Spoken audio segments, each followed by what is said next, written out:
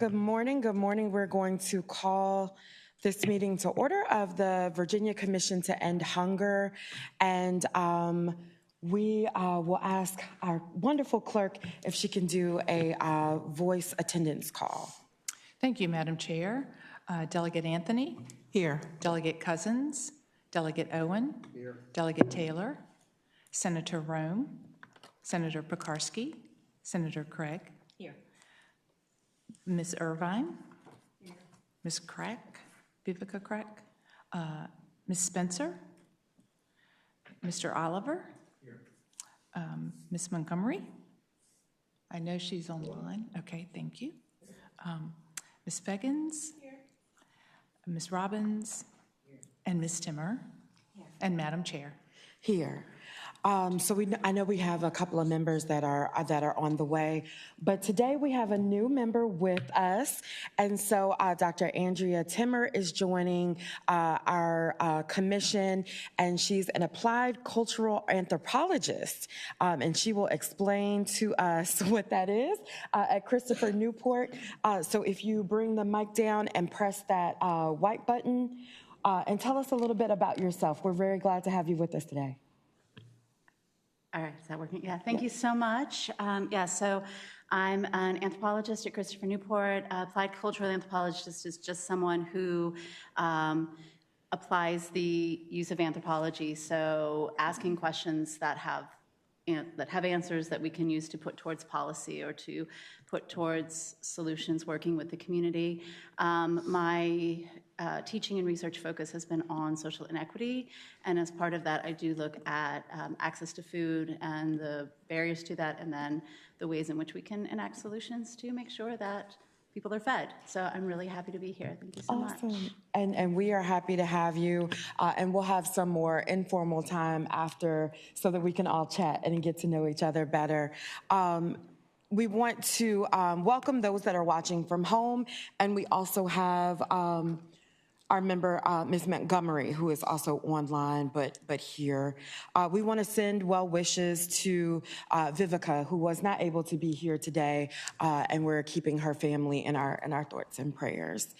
So first, we're going to call up our wonderful attorneys, Julia and Hannah, to give us some information, kind of summarize some of the conversations that we've had, and lead us on into our next conversation as we're thinking through legislative proposals that we'll try to put forward in the 2025 session. So Julia, take it away. Thank you, Madam Chair. Let me just share this, and while I do so, did I mess something up? Is it? Yeah. Okay, all right, fabulous.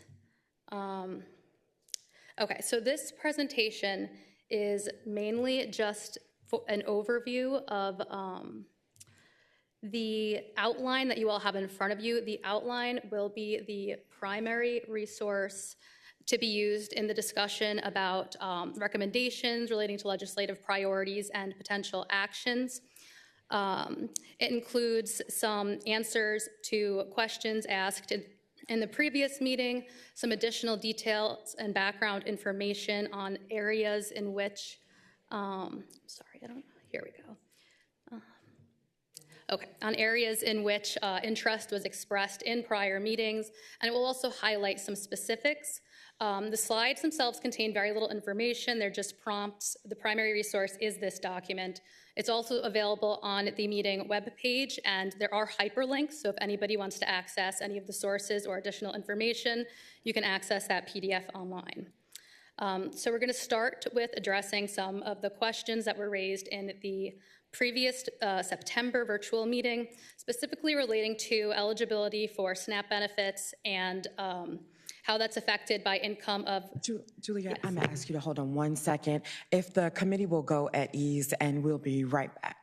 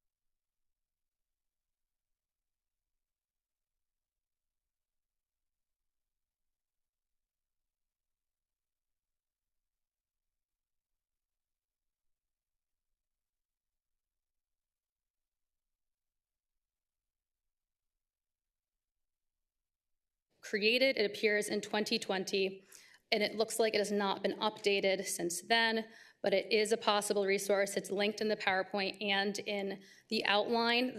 Both are posted on the webpage.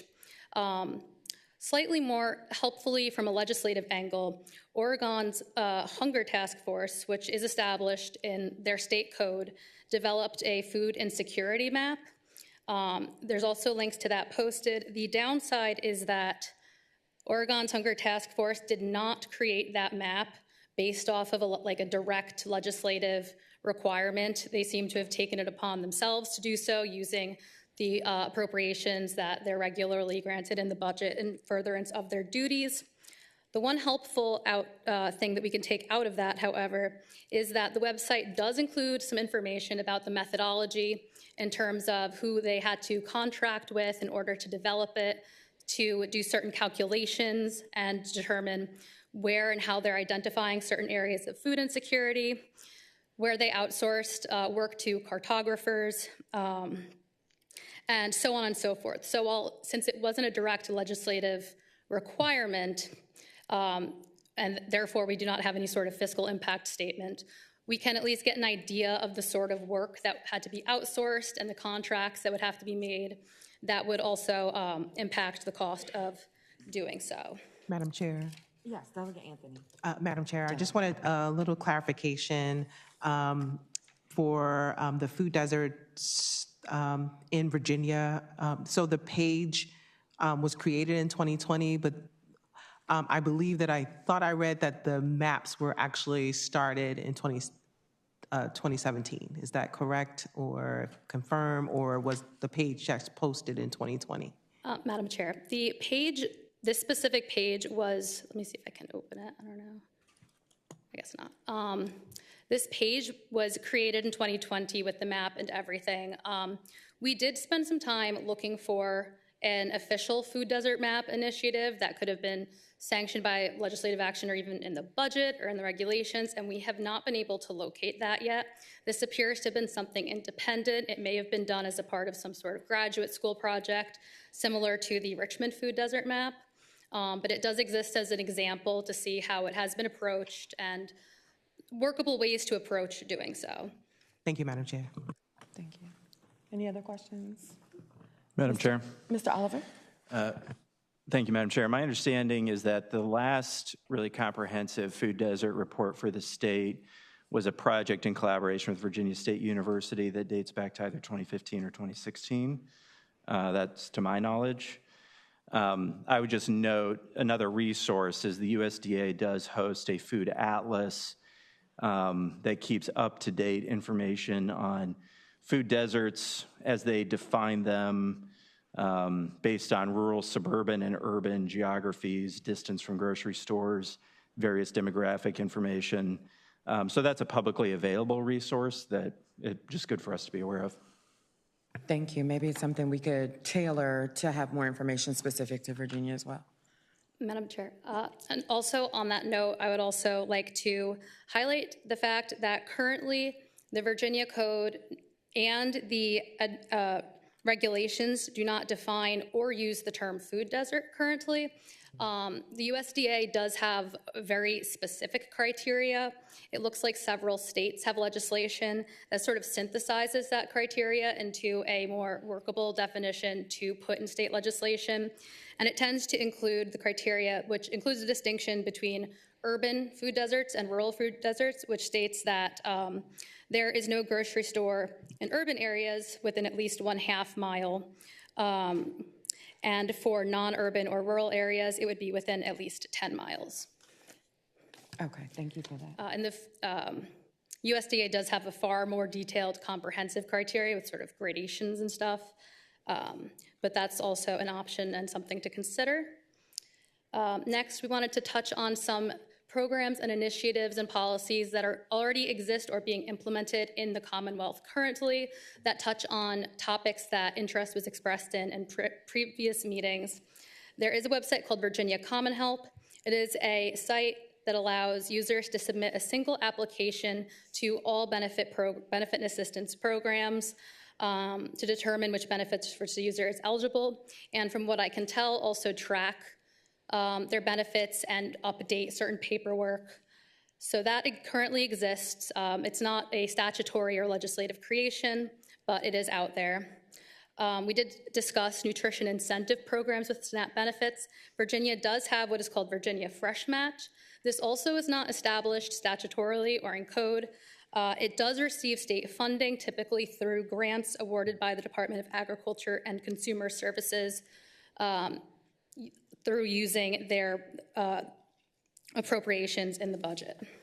And then finally, referencing that code section again, ignore the PowerPoint, that is incorrect. It is 63.2-801, not 23.1. It is correct in your outline. And this includes that provision in subsection B saying, to the extent authorized by federal law and regulations, the board shall not impose an asset test. It requires Virginia's SNAP program to include the restaurant meals program, which means that so SNAP users may use their EBT card to purchase certain hot and prepared meals at eligible restaurants that are enrolled to participate. This is limited to individuals who are over the age of 60, permanently disabled, or who are unhoused or currently experiencing homelessness. And then the other subdivisions or subsections that are listed there also include information relating to expanding access to these benefits programs for individuals in higher education, and outreach and information awareness for through, I guess, the education system as a mechanism. Okay, we have a question from Ms. Robbins. Thank you, Madam Chair. If you bring your mic down and then press that white button. Thank you, Madam Chair. I apologize that the question is one page later, but on the criteria of the food desert, is it only geographic, the demographic and the socioeconomic impacts and things like that? Are they incorporated into the definition, or is it just based on the geography? I can have a store a half mile away and still not have money for food. Just curious. Madam Chair, specifically so for example, one of the state laws that defines it is referenced, it'll be referenced later in this PowerPoint, and it's also referenced later in the outline. It's Delaware's Grocery Initiative, or SB 254 is the bill, and it defines it as locations where the residential population lacks adequate access to nutritional foods. And then the geographical requirement comes in as sort of a specification where it says typically areas where there is no grocery store within at least 1/2 mile for urban areas and at least 10 miles in non-urban areas. So there is flexibility, start as this Delaware law does on a more broad, less geography-focused criteria, and then include that as a specification. And so in remembering that if Virginia does not have it in specifics, then we can use some of these other examples, but then create one that we think is, or suggest one that we think is best for Virginia. Senator Rome? Thank you, Madam Chair. Madam Chair, I'd ask the witness if she could speak about the restaurant meals program a little bit more in depth. So we passed my bill, HB 1410, in 2020, that allowed basically restaurants or people who serve, or facilities that serve food in general, to participate in this. And the whole point of this was to basically allow hot meals, prepared meals, to actually be served to folks. And part of the argument that I was making at the time, especially on this, was if you go into Sheetz, you go into Wawa, you can go to the refrigerated section and grab a sandwich, but you can't get a hot sub. I mean, it didn't make any sense, right? So in the years since then, one of the issues that's come up is lack of participation due to outreach and people not knowing that exist. There are some places that do, actually more concentrated on Hampton Roads than anywhere else, that are participating right now, but there's not the giant statewide initiative that initially I would have hoped that we would have seen. And so I would like to just ask about what barriers are currently existing in terms of implementation, and what extra steps we need to take to make sure that we have much more robust participation. Thank you, Madam Chair. In terms of barriers, especially in terms of outreach and awareness, one particular issue is that the pretty much only mention of this in state code is in subsection A of that code section, and it's very offhand. It just says, shall participate in the restaurant meals program. It's not defined in code. And so the actual program itself, including eligibility requirements and how different restaurants and food suppliers can apply to participate, and how individuals, SNAP participants, can utilize this and how they determine if they're eligible to, exists in sort of this nebulous area that's outside of the state code, not really in the regulations. I think it's the Department of Social Services has the web page for it. And if you look into it, like, there is an application process for restaurants that want to participate. And it does say on the page, one of the first things is that it's available to SNAP participants who are over 60, permanently disabled, or experiencing homelessness or unhoused. And that's pretty much it, and you have to go looking for it.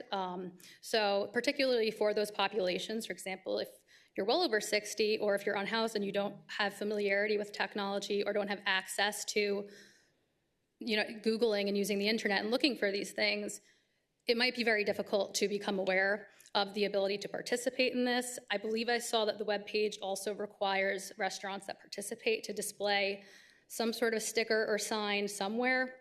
I'm not sure how large or how conspicuous of a location that has to be in, so that could also be something that could improve it if they're required to conspicuously post something of a certain size in the window so that people who are walking by can see, and not just have to go and search around on the internet to find restaurants that are participating or that even such a program exists.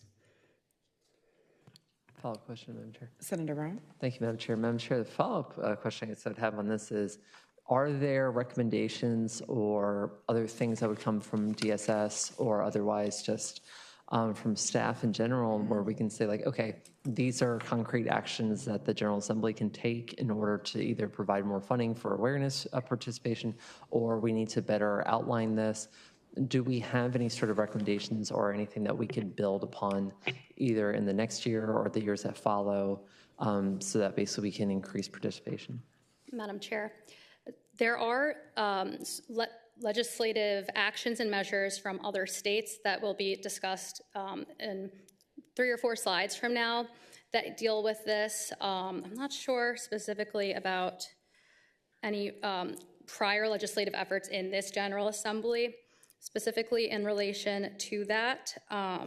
But there are, other states have done things to try to have comprehensive outreach efforts. They've organized task forces to develop a plan and specifically to focus on stuff like this. And there is also there's legislation coming up that deals specifically with improving outreach for senior participants. So we will get to that, and hopefully that can give at least something of an idea or spurn some ideas relating to that. And also we'll have, I think each of us will also have that homework from today's discussion before we get to the November meeting, and then hopefully be voting on some of these legislative proposals at the November meeting, so we can look into more of it and kind of start the discussion, but also have homework from this meeting. Ms. Fagans, did you have a question? I did.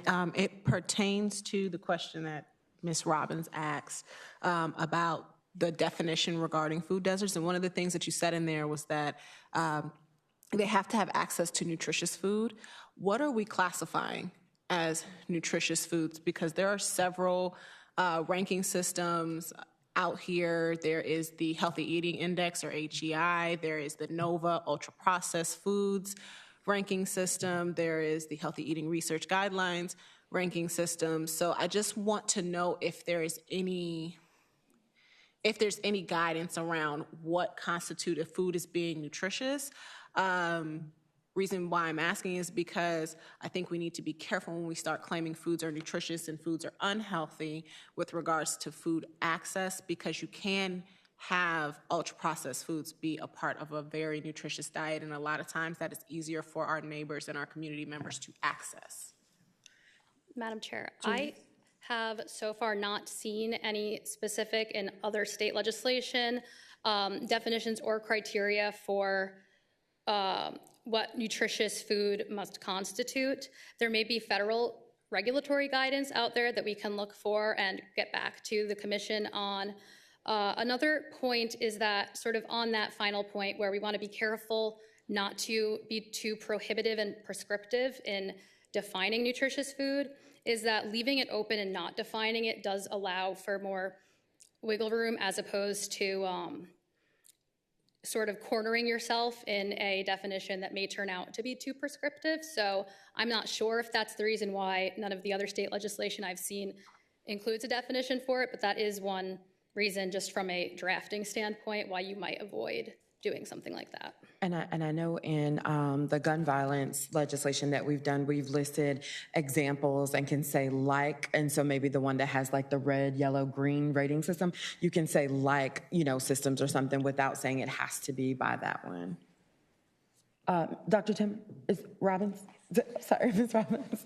Senator Rowe, Madam Chair, thank you very much for bringing up the restaurant legislation. I think it's very important, and I think it's a hidden diamond that we need to figure out a way to unearth. And many SNAP beneficiaries, I've realized, do also get phones.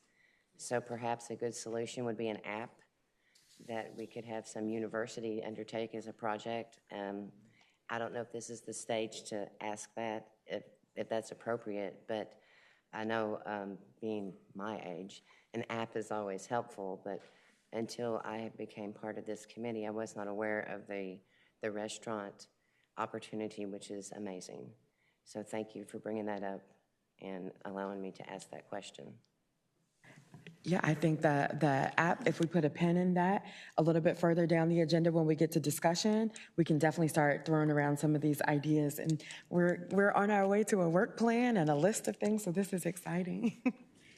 Thank you, Madam Chair. And actually, that was a very timely question because this slide, we enter into sort of this areas and topics that were discussed in terms of lower cost and easy to implement legislative measures. One of the bills from another state that sort of appeared to be lower cost and easy to implement was this New Jersey bill, which authorized the creation of a mobile app for state residents to register for SNAP and track their benefits, view his SNAP case status, request an EBT card or a replacement card, upload and submit required documents for continued participation, track the processing status of the documents, receive notices and updates regarding deadlines and actions, and several other things. It turns out that doing so that entire bill ended up costing around $2 million. That was the appropriation it received. Now, the caveat is that as part of the legislation, the department that was directed to develop the app was also required to apply for federal grants through the SNAP Process and Technology Improvement Grant Program, which supports efforts by state agencies to develop and implement things that improve the quality and efficiency of SNAP operations and processes and outreach. And it also, the fiscal statement for that noted that SNAP administrative costs are cost shared between the state and federal government, and the creation of the app fell under automated data processing development and operation, which is an authorized category of those reimbursable administrative expenses. So while it did end up being a little bit more costly and bigger to do in terms of implementation, it does emphasize the importance of always leveraging and being aware of federal funding opportunities, including grants that may be available for the development and implementation of this type of legislation. And it also shows that with the willingness to accept the price tag, this is something that is doable. On a slightly cheaper but still technology and outreach related area, New Jersey also had legislation to require every official website of every state executive department to include an anti-hunger link, which would direct users to a web page that included links for all state benefits and assistance programs, as well as community-based aid and support, food kitchens and the like emergency meal providers. They did determine that the fiscal impact was indeterminate just because there were a lot of variables. However, the fiscal statement did say that the executive department and all the relevant agencies did not think that they would have to hire any additional staff or outsource or contract with any outside work. And so that would keep costs down significantly relative to something like the creation of an app. It would also be a place where at least all these resources would be located in one place on every single one of these state websites. Still on the topic of low cost and easy to implement measures, something else that West Virginia did, as well as Connecticut and Pennsylvania, but West Virginia's passed, is the Shared Table Initiative. This relates to public elementary and secondary schools, and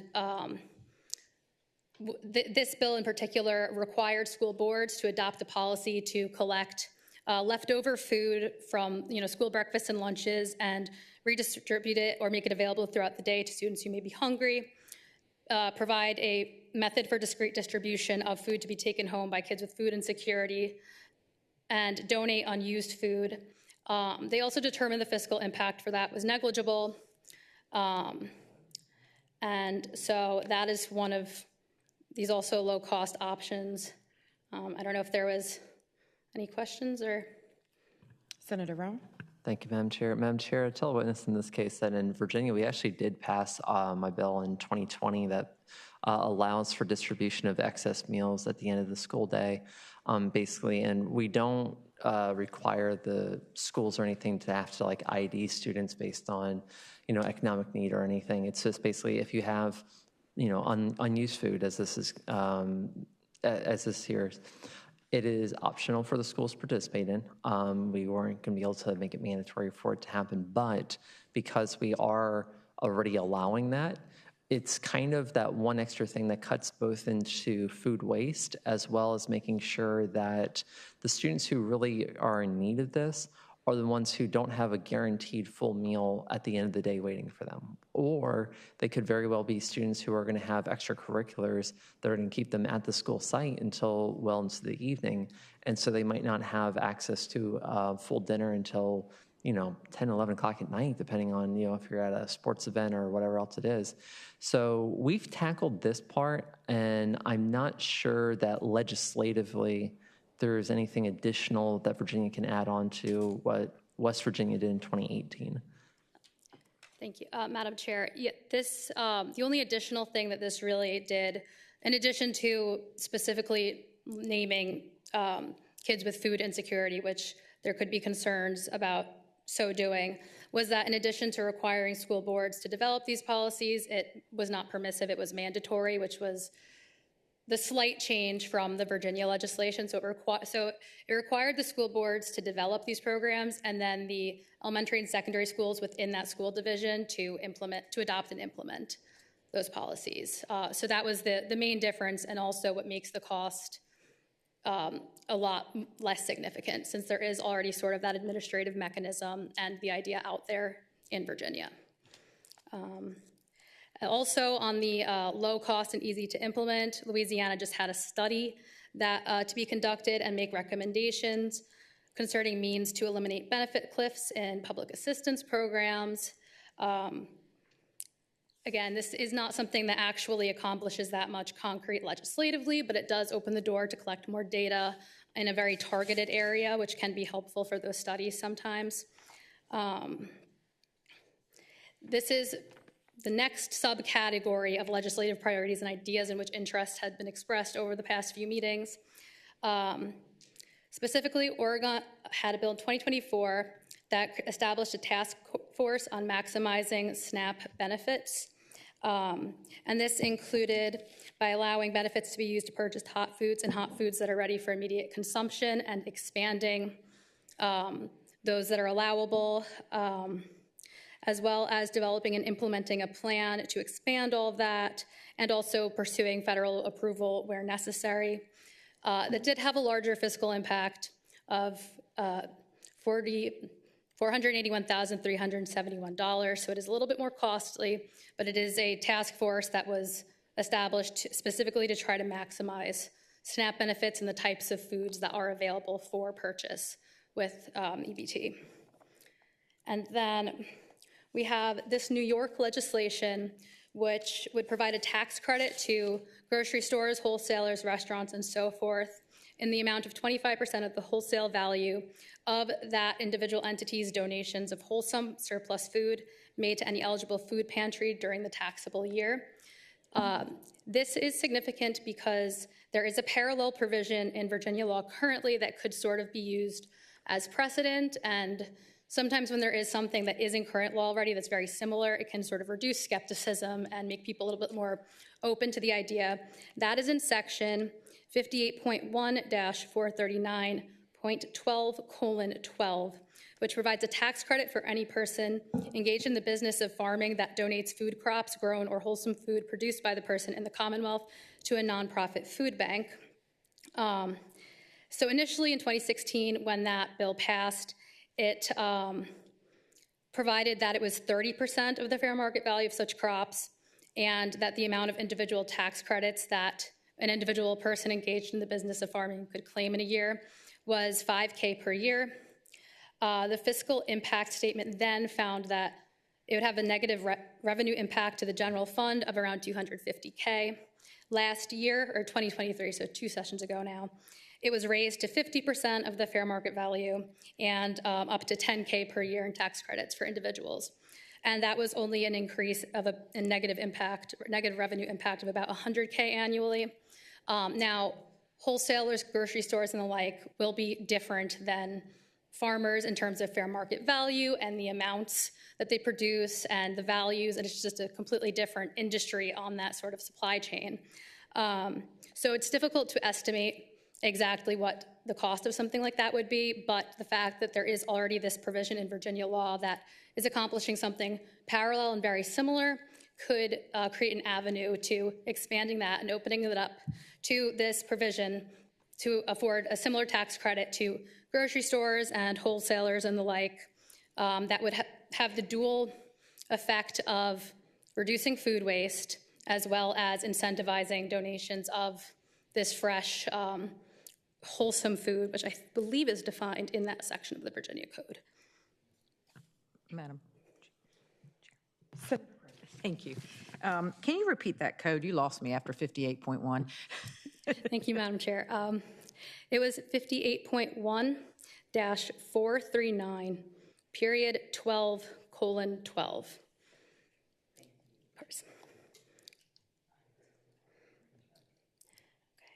So next we have, as referenced before, the Delaware Grocery Initiative. This legislation, in addition to requiring the study of food insecurity, urban and rural food deserts, and identifying communities at risk of becoming food deserts, it also established a grant program that is pretty similar to what was Virginia's Healthy Corner Store Initiative that expired or ended in, I believe it was September of 2020. That link is also in, I guess, last meeting's meeting materials online. The fiscal impact of that for each year is included up there and in the packet. And that sort of serves the dual purpose of establishing a program like the Healthy Corner Store Initiative, which Virginia already had, but is sort of defunct now, and introducing that study into identifying even areas that are at risk of becoming food deserts to try to find ways to take proactive actions to prevent that from happening before it does, in addition to mitigating the effects in current food deserts. There's also this Illinois legislation, which similarly, but on a much more limited basis, required their Department of Agriculture to identify and track geographical areas that are food deserts. That is sort of ties into the mapping initiative ideas. You could easily include something to the effect of requiring, in that same vein, once they identify and track them, to compile and establish some sort of online map or database. And then finally, we have the DC Hungry Omnibus Act of 2022. Specifically, there's a lot of different things that this legislation did. The specific section that we're referencing in this PowerPoint is Section 319, which has to do with the development and implementation of a senior nutrition services communication plan. And that's all about developing and implementing a plan that aims to improve outreach, connection, communication, and just general awareness for the senior population of all the benefit and assistance programs for which they may be eligible. And it has a specific focus on emphasizing best practices for communicating with the specific senior population, taking into account technology preferences and familiarity of that population. And that specific section also contains provisions that require, as a part of the development and implementation of that plan, to conduct outreach and sort of information campaigns for all state employees that work with the senior population and connecting them with benefits and assistance, as well as certain physicians and doctors and people in the medical field who work a lot with this population on ways to make sure that seniors are connected with and aware of the benefits opportunities, are aware of where they can find additional information on it and the like. As I said, there were several other provisions of that, but that was the one that we chose to highlight. It is linked on that PDF, so if anyone would like to see the full omnibus, that's all there. And then the outline has far more bills that were unsuccessful from prior sessions of the Virginia General Assembly. The three that are on this slide were highlighted because these are specifically three that were not included or referenced in the first meeting's presentation on relevant prior legislation. So this is just to draw everyone's attention to that. Out of all of those ones in the outline, these ones are new in terms of drawing it to the Commission's attention. We have HJ 558, patroned by Senator Rome, which would have required each public institution of higher education to establish a student meal donation program by which any enrolled student who has purchased a meal plan may donate any meal, and any enrolled student with demonstrated food insecurity may apply to the program to redeem one of these donated meals at a meal plan eligible on-campus dining location or a food bank located on or near campus. If you look in the outline, there is information for each of these about where, at what point in committee the bill died or was tabled, as well as whether there was any fiscal impact statement. There was none for this one. We also have HJ 633, patroned by Delegate Simon, which is also relating to a study to try to find ways to incentivize grocery stores to donate unsold and unspoiled food to charitable organizations. So sort of on that dual mitigating food waste while maximizing resources of fresh, wholesome food that are available. And finally, the third one that was not included in that initial presentation in the first meeting was HB 1106, patroned by Delegate McQuinn, which directed the Department of Social Services to establish a Produce RX program as a 3-year pilot program for the purpose of incentivizing the consumption of qualifying fruits and vegetables by eligible individuals for whom increased consumption of fruit and vegetables was recommended by a qualified care provider. This did fail in the House Committee on Health, Welfare, and Institutions. I would like to note that it was based on, in the prior year, 2021, Special Session 1, HB 2065, which was a work group directing DSS to develop a plan to establish this pilot program. I was able to find DSS's report on that, so if anybody is interested, we can have that posted on the meeting page as well so people can look at what they said. The fiscal impact was estimated to be pretty prohibitively high at $3.6 million annually, but that is because in the fiscal impact statement, they said that because the specific legislation did not put express limitations on the number of participants in that 3-year pilot program or the amount of the monthly voucher, their estimate was for basically the maximum cost that they could imagine with the maximum number of participants and the maximum number of, or the maximum amount of monthly voucher. So one could imagine that a similar program could have a significantly mitigated fiscal impact if there are parameters placed for the purposes of the pilot program. And that concludes everything that is in the slide presentation. There is a lot more information in that outline, and again, in the PDF version, everything has hyperlinks to some original source. And if anybody has any other questions or comments. Ms. Robbins? Thank you, Madam Chair. When you speak of a negative physical impact, right, fiscal impact, is there any type of research or data on the flip side that shows there's a positive impact from health and welfare and people getting better food, better quality food for their RX situation? And Because if they're not supplemented using medical benefits because they're eating better, is that factored into the negative fiscal impact? Madam Chair, so for the fiscal impact statements that are generated by by the Commonwealth's General Assembly, the fiscal impact statement really only includes the cost in terms of administrative costs, the cost of implementation, and so on and so forth, locally and to the state budget. Sometimes in terms of mitigating the negative costs, they'll include a positive effect on the revenue, but that doesn't factor in so much sort of intangible or tangible like health benefits or benefits to individuals, so much as it does take into account things like, for example, for that mobile app legislation that they referenced, that it's one of those provisions that the federal government will cost share and match funds for.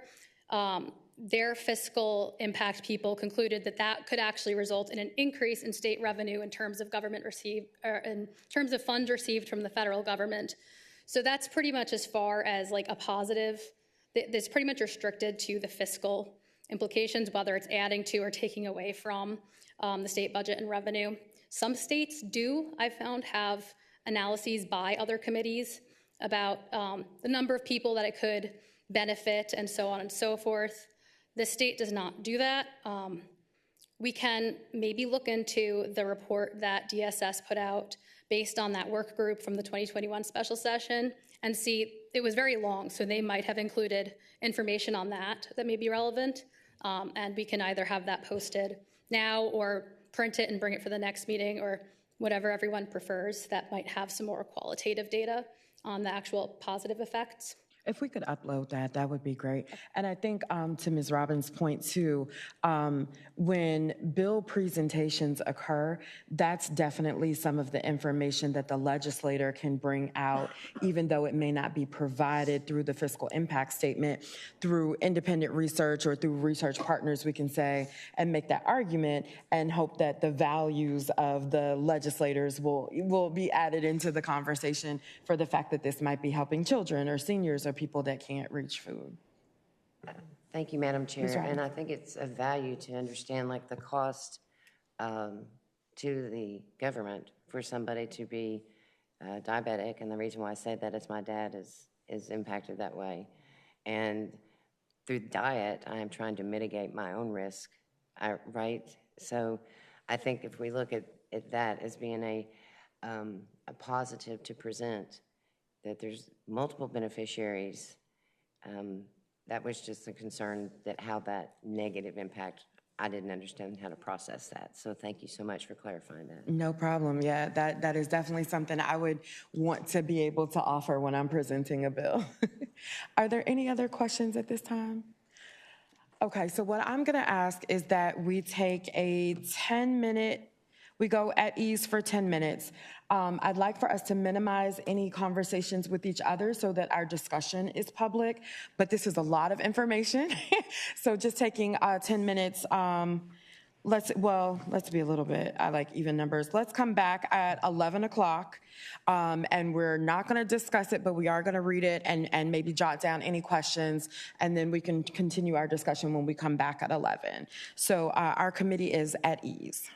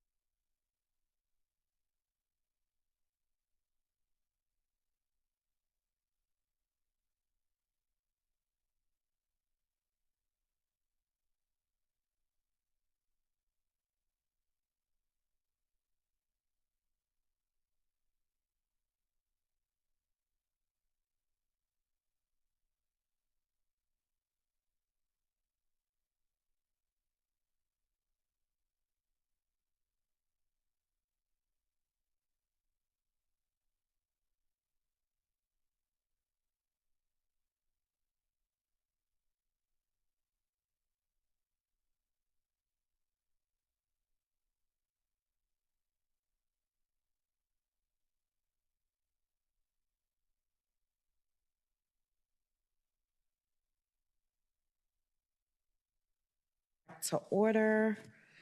I want to thank everyone for their attention and engagement with the information. Julia, I do think that there might have been a few more questions that came up. I know there was one question for clarification just on language. So if we have a bill that directs the department, it is an actual directive in that language, and so they would be expected to follow through with that. And I did answer yes. I just want to make sure. Madam Chair, yes, when an agency is directed to do something, it is expected that that's treated as a mandate. That's not to say that there aren't issues with, for example, for certain reports, things being very delayed, or sometimes that slip by and don't end up getting published at all. And unfortunately, there really isn't an enforcement mechanism for forcing compliance, but it is expected that they do comply with the directive of the General Assembly. Thank you. And Delegate Cousins? Thank you, Madam Chair. So I have a question about as we start to address or look at legislation and initiatives to address food insecurity in underserved areas that we are considering to be food deserts. I know that in 2020, the General Assembly created the Virginia Food Access Investment Fund to address food access. And so it's the Virginia Department of Agriculture and Consumer Services who oversees the program and awards grants for innovative retail projects or construction, rehabilitation equipment upgrades, expansion of grocery stores, grants to small food retailers to address, again, food insecurity in underserved communities. So I'm wondering if the department has an update. I noticed in the legislation they're supposed to issue or publish a study every December, and I don't see that on the website, so I'm just wondering what the status of that program might be. Madam Chair, I was able to pull up the annual report for the Virginia Food Access Investment Fund from December 1st, 2023. I will also include that as materials to be posted on the meeting page so that all the members have access to it. I'll see if I can find back reports too for prior years. As of now, I've only found 2023. So I'll include as many as I can find, but for now, we do have the most recent one. Great, thank you. And I think we can, maybe just keep that in mind as like an important tool that's already available that we, for communities to use as we're, or I should say, I want to say attacking food insecurity in Virginia. We'll take it. Are there any other questions for our wonderful attorneys? No? Ms. Fagans? Have we done a needs assessment or engaged our community members or neighbors as far as what it is that they are expecting of us to do, or what it is that they are expecting of this committee to do, as far as like what do they want, what do they need? Because we can sit here all day long and create legislation and budgetary items and all those other things, but if we have not asked the end user what they want, it's not going to be effective at all. So I think a lot of the language that went into establishing the commission was absolutely run by a lot of the partners. I think also the partner presentations that we've received, when it comes to the longer term plan, I definitely can see where more community engagement will happen. With our late start in the year, with us just starting in August, what I don't want us to do is miss the opportunity to do something during the 2025 session while we're doing the outreach to the community folks. But we've had the Peninsula Agency on Aging, No Kid Hungry. We have 2 more presentations that we're hoping for in the November meeting, which will probably be right before that deadline. So definitely, and then we're also hoping that each of you as community partners that are of the civilian, can bring that expertise to the table as well. But just a reminder that all of these meetings are open to the public. We accept public testimony that we can have the staff remind us how we accept that. But constant engagement with any of the members, and we can share input on here. But I think that's a great reminder. Ms. Fagans. I have just a small follow-up question to that. When we are, like, I know that there are examples of us maybe potentially proposing things like food desert mapping in the legislative process. Is there a way that we could formalize a legislative process to include maybe in that mapping an assessment of those communities? Yeah, I think if we are at the wonderful and intimidating point of having a blank canvas in front of us. So there are lots of tools at our disposal. During the legislative process, I know that when we say the November 25th deadline, that is the deadline for us to get the drafting request in. There's a lot that goes into it before the moment that a legislator is standing at the podium.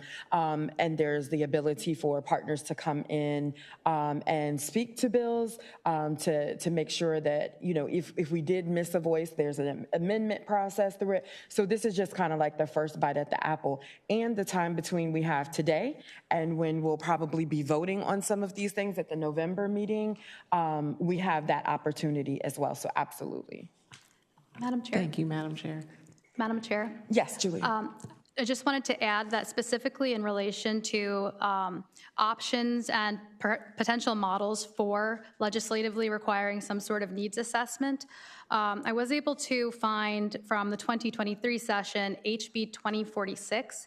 Now this is relating to statewide housing needs, but it could easily be used as a model to legislatively require something like that, where it requires the Director of the Department of Housing and Community Development to conduct a comprehensive statewide housing needs assessment at least every 5 years, and also requires Virginia localities with a population greater than 3,500 to submit annual reports summarizing policies, ordinances, and certain needs assessments for those localities.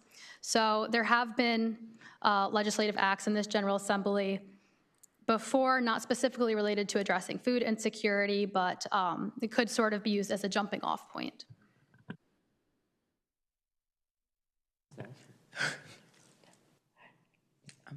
Any other questions? Okay. Any other discussion? Is there anything that you've heard that you would like more information on, or sounds really relevant to some of the issues and concerns that you've either seen or heard through your lived experience or through your work experience? Dr. Timmer? So apologies, since I'm new to the committee, I don't know if this discussion has already been had, but I understand that this isn't a Virginia state legislation, but I'm coming from Newport News, where all school lunches, school breakfasts and school lunches are free for students.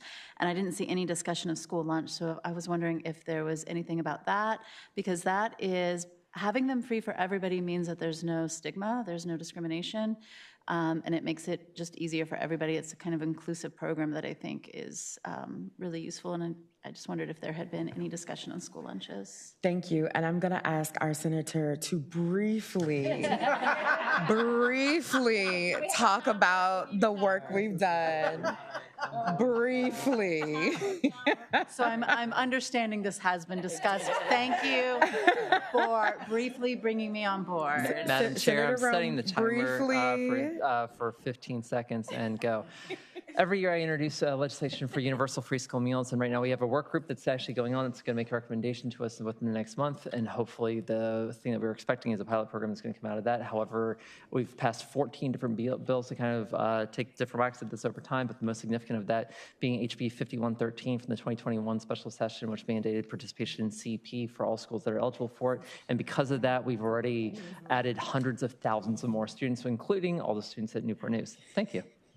29.53. I love that. Thank and you see how so she packed it in by talking so fast. I had to listen fast too. In addition, because so much of our work is intersectional and deals with other committees, you'll also be glad to hear that the economic forecast and the budget that we'll be working with for potential budget amendments next year sounds like there is money that can be discussed, and that might be a priority that we establish as where some of that funding can go with our budget surplus, even though it's not really a surplus until you've paid all your bills, and making sure that people have food seems like it would be one of our bills, but we'll call it surplus for today. Are there any other comments or questions or any points that we want to make sure we look further to? Mr. Oliver. Thank you, Madam Chair. The presentation noted that Virginia does have a single place for users to submit an application for multiple programs. We discussed in the previous meeting about the possibility of looking into cross-enrollment, which I think is a step further than that. It doesn't just put the onus on the user to apply for all these programs at the same time, but it actually facilitates if an individual is eligible for Medicaid and is participating, how can we transfer that eligibility automatically into SNAP or WIC and facilitate some of that cross-functionality. I was made aware of a bill passed in Connecticut this year, House Bill 5003, that requires agencies to streamline cross-enrollment of children receiving Medicaid into SNAP, WIC, and the WIC Farmers Market Nutrition Program. And I would love for this commission to look into the degree to which any of this cross-enrollment activity is already taking place in Virginia, if at all, and what the potential impact of a bill like that might be. No, that's really interesting. And then we also intriguing about the farmers market. You said prescription program. Sorry, it's the, and Virginia does have this. I think the extent of it is limited to some degree. It's a federal program that allows WIC participants to exchange vouchers at farmers markets. Yes, okay, perfect. Thank you for that. Ms. Faye? Yes, I really appreciate all of the evolutions and things that we have done regarding SNAP and WIC and all of our public benefits, but I would like to challenge us to think outside of SNAP and WIC.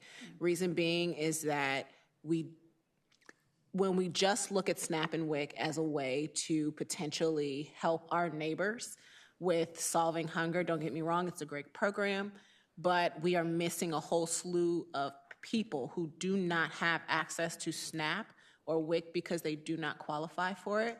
Primary example, when I moved out the first time, I did not qualify for SNAP or WIC, and I was struggling hard and did not know where my local food bank was or a local food pantry, so I was struggling even more. And I know that if I went through that, there are a whole lot of community members and neighbors that are going through that as well. I saw them at my time at the food bank. I know that Eddie and Pamela have seen them as well.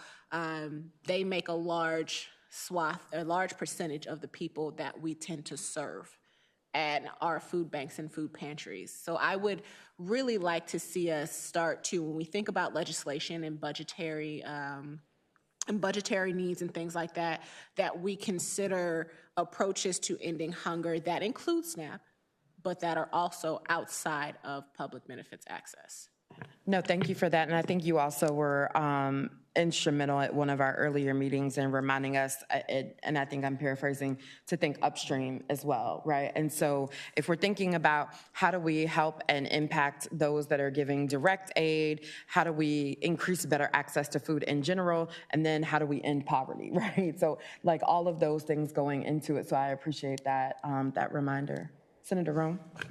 Thank you. I just want to actually take a minute to just talk about some of those issues that have come up and some of the things that we've dealt with here. So if we look at this really holistically, one of the reasons that we actually pushed for a living wage in the first place, why we pushed for a fight for 15 in the first place, and one of the reasons that the minimum wage is going to increase based on the rate of inflation this upcoming year, even though we haven't gotten to 15 yet, is precisely to make sure that people who fall outside of that threshold here actually have the income to purchase groceries. And the example that I use in Northern Virginia all the time with this is if you are in Manassas Park. This is not Crystal City, this is not Roslyn, this is not Great Falls, this is not McLean, this is Manassas Park, where I live. If you want to be able to afford a studio apartment in Manassas Park, and my apologies to Senator Newkirk who's had to hear me give this lecture on the Senate floor before, you need 3 full-time workers at minimum wage to qualify for that studio apartment right now. That's more than $1,600. That, even if you qualify, even if you get in, that leaves you with very little money left to actually be able to afford groceries, to be able to afford X, Y, and Z, right? And so that's one of the basis points that we use. The next point is that one of the biggest challenges that we find with SNAP is not just with access to benefits for people who are already enrolled and using that correctly, but it's people finding out that they, number one, know what the program is, and number two, that they know that they're eligible for it.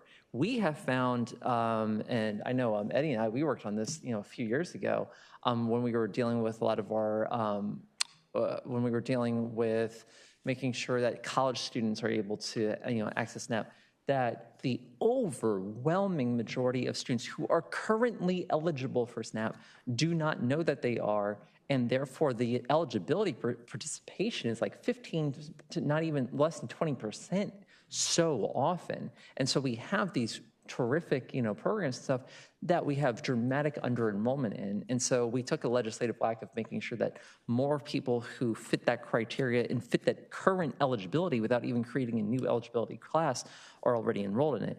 The next part goes into the food pantry and the intersection of that. And so we introduced legislation this year that we passed to allow food banks to be able to start the application process for people who qualify for SNAP. And at the same time, to get to your larger point here, one of the reasons that I've put in legislation to make sure that we take significant more care of our food pantries, and I'll be putting in a budget amendment or 2 this year regarding food pantries, is because for the people who are truly outside of SNAP, outside of WIC, and they don't qualify for Social Security benefits, they don't qualify for whatever else, they're just low income. They're just low income, and they've got X, Y, or Z reasons why affordability in the world is not working out for them. Then that food pantry, in lieu of all the other things that we should be doing, like making sure that we still have, we want to make sure we don't still have hundreds of thousands of people who fall outside of Medicaid expansions range, for example, and so they're uninsured. You take care of all those other factors of life, and then you address food insecurity because you're paying bills on everything else. And so that means that you're paying $1.25 for your meal. It's inherently not going to be the most nutritious thing that you can pick up, right? And that's where the pantries have to come in. And that's where we have to look at the pantries as almost providing a quasi-governmental service in lieu of the government providing it. And I would argue in the same way that we look at public service utilities right now, which are for-profit corporations, but they don't have competition. They are regulated monopolies, but they are providing a service in lieu of the government doing that. We give them so much money to do whatever they want so often in this building. Why don't we look at food pantries as providing that essential service where we can dramatically increase not only the use for people who are actually in need of it, but being able to supply that eligible population with nutritious food that is going to keep them from having long-term health complications such as diabetes and other issues much further down the road. So that's my spiel, and I'm sticking to it. Thank you. And that, I hope that does not de-incentivize you to ever ask a question again. Oh, no, actually, my next question was going to be about food pantries, so thank you. Are there any other questions? Ms. Robbins? Thank you, Madam Chair. As far as defining food pantries, I mean, Appalachian Sustainable Development is not a food pantry, but we do work in the area of food insecurity. I think a lot of people did not like hearing my voice in March of 2020 up here because we've only got 0.32% of all the COVID food boxes. And, but we weren't a food pantry, but we actually work with 39 different food security partners. So our are our participation or is the legislation just limited to what we call food banks or food pantries? Or are they worded as food insecurity partners? Or can that, how can that be explained to me? So I think the legislation that we put forward, just so the terms are identified, so if that's something that we wanted to expand, we could, and that would be with the help of our wonderful attorneys. But if there's a term that we use that's defined elsewhere, that's what it means. And if it's a new term that's not defined anywhere else in the code, then we have that opportunity to present that definition in the legislation as well. So I just would want to know, like, what would constitute a food insecurity partner, and then we would know what a potential definition could be. Yeah, you're welcome. Thank you. Any other questions or comments? Madam Chair, Yes, Ms. Irvine? I would like to say that in our 43 years at Feeding Southwest Virginia, we have learned that we must go where the people are, instead of having our neighbors come to where we are. And we know that there's so many transportation barriers, particularly in the rural communities. So any program that provides food or any food service to our neighbors would be most helpful. Thank you. And we're going to hear some potential ideas that go along with that as well. So thank you for that reminder as it pertains to our work as a commission, as well as the partners that are offering that aid. Not seeing any more questions at this time, we're going to move to public comment. And even though they have strategically chosen seats that are outside of the camera view, we do have some folks in the room. But if anyone is here for public comment, this would be the time. Seeing none. And if either our clerk or our attorneys can remind people how they can submit public comment for this commission. There's a portal, Madam Chair, called HOD Speak, and comments can be submitted there, and they can also be read by the commissioners there.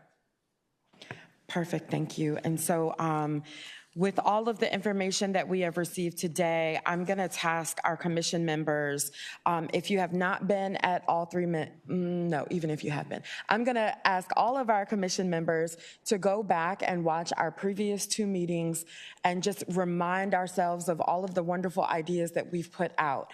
I'm also going to ask our wonderful clerks to send out a new poll, with the understanding that in order for us to move along from discussion to actual legislative proposals, we will have to take some votes at our next meeting.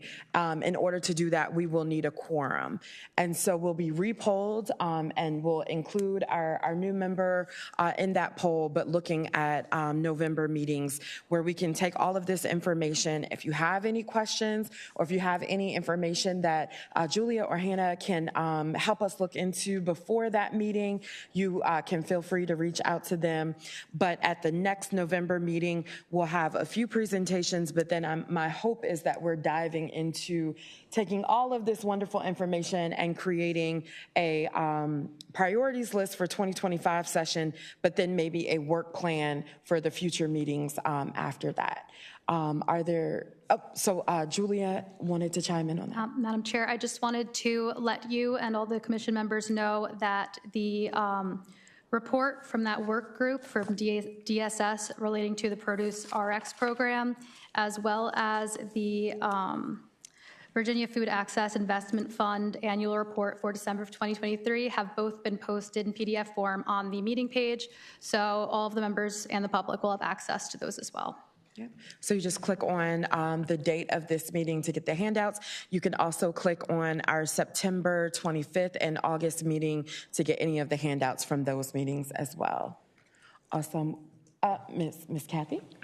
And to that point, Madam Chair, the link for members of the public to submit written comments will be on the meeting page where the presentations are, and commissioners can also view the written comments there. Awesome, thank you. In the absence of any further business, I will entertain a motion to adjourn. So moved. Second. It's been moved and properly seconded that we adjourn. All those in favor say aye. Aye. Any opposed? This meeting is adjourned. Thank you so much. Good job, Madam Chair.